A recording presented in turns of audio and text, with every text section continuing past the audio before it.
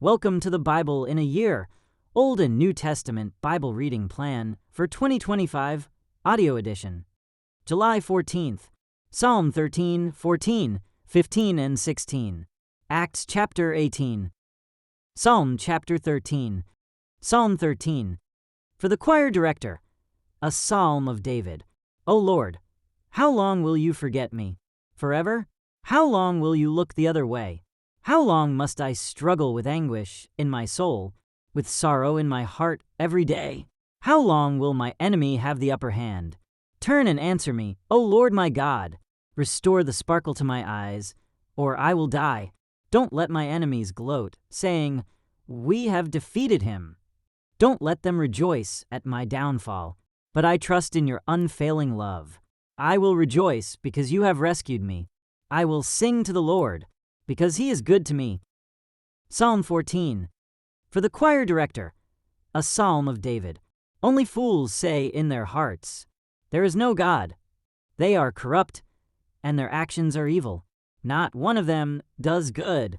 The Lord looks down from heaven on the entire human race.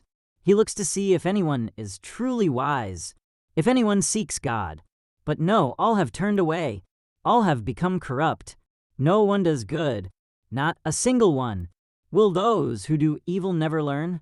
They eat up my people like bread, and wouldn't think of praying to the Lord. Terror will grip them, for God is with those who obey him. The wicked frustrate the plans of the oppressed, but the Lord will protect his people. Who will come from Mount Zion to rescue Israel?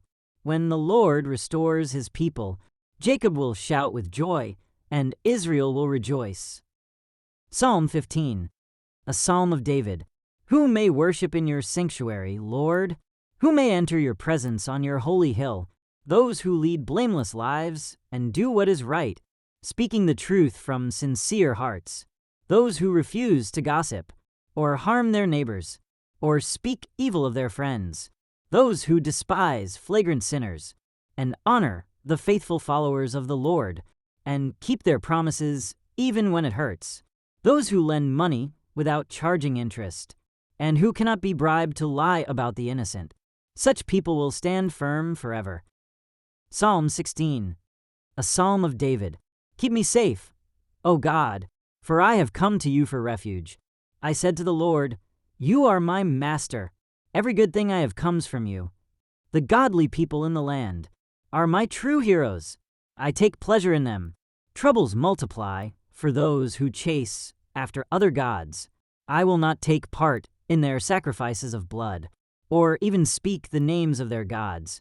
Lord, you alone are my inheritance, my cup of blessing. You guard all that is mine. The land you have given me is a pleasant land. What a wonderful inheritance. I will bless the Lord who guides me. Even at night my heart instructs me. I know the Lord is always with me. I will not be shaken, for he is right beside me. No wonder my heart is glad, and I rejoice. My body rests in safety, for you will not leave my soul among the dead, or allow your Holy One to rot in the grave. You will show me the way of life, granting me the joy of your presence, and the pleasures of living with you forever. Acts chapter 18. Paul meets Priscilla and Aquila in Corinth. Then Paul left Athens and went to Corinth. There he became acquainted with a Jew named Aquila, born in Pontus, who had recently arrived from Italy with his wife, Priscilla. They had left Italy when Claudius Caesar deported all Jews from Rome. Paul lived and worked with them, for they were tent makers just as he was. Each Sabbath found Paul at the synagogue, trying to convince the Jews and Greeks alike. And after Silas and Timothy came down from Macedonia, Paul spent all his time preaching the word. He testified to the Jews that Jesus was the Messiah, but when they opposed and insulted him, Paul shook the dust from his clothes and said, Your blood is upon your own heads. I am innocent. From now on, I will go preach to the Gentiles. Then he left and went to the home of Titius Justus, a Gentile who worshipped God and lived next door to the synagogue. Crispus, the leader of the synagogue, and everyone in his household believed in the Lord. Many others in Corinth also heard Paul became believers, and were baptized. One night the Lord spoke to Paul in a vision and told him, "Don't be afraid. Speak out. Don't be silent. For I am with you, and no one will attack and harm you. For many people in this city belong to me."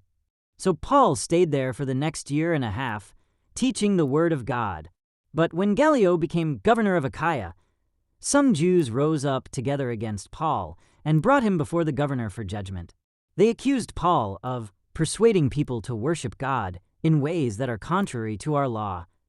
But just as Paul started to make his defense, Gallio turned to Paul's accusers and said, "Listen, you Jews, if this were a case involving some wrongdoing or a serious crime, I would have a reason to accept your case. But since it is merely a question of words and names and your Jewish law, take care of it yourselves. I refuse to judge such matters." And he threw them out of the courtroom. The crowd then grabbed Sosthenes, the leader of the synagogue, and beat him right there in the courtroom. But Gallio paid no attention. Paul returns to Antioch of Syria.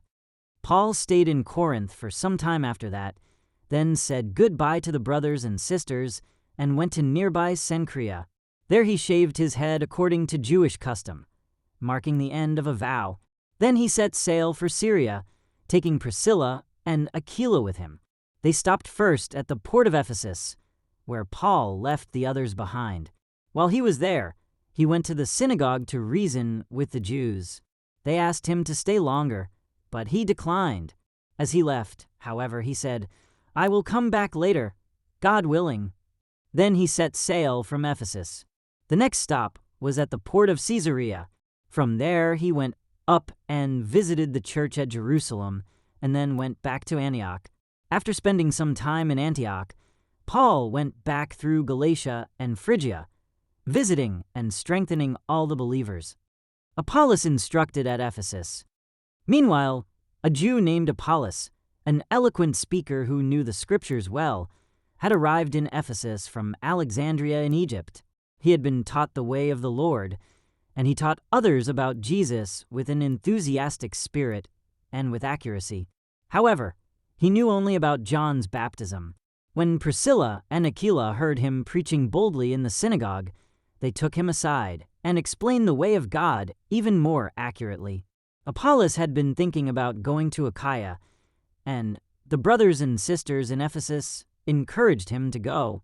They wrote to the believers in Achaia, asking them to welcome him. When he arrived there, he proved to be of great benefit to those who, by God's grace, had believed. He refuted the Jews with powerful arguments in public debate. Using the scriptures, he explained to them that Jesus was the Messiah. Thank you for joining as we read through the Bible in 1 year. This has been day 195.